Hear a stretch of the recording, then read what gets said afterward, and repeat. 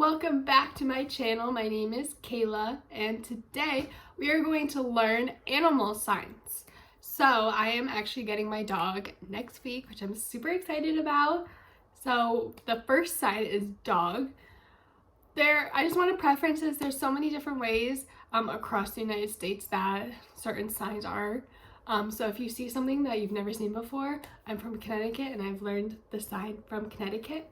So originally dog is kind of like hit on your leg, but it has evolved with any language and you can just go and like snap.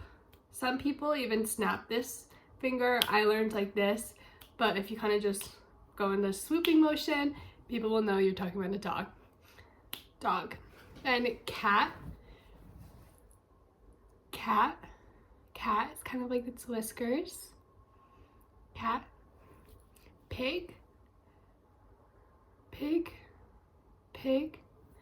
And then the last one is horse.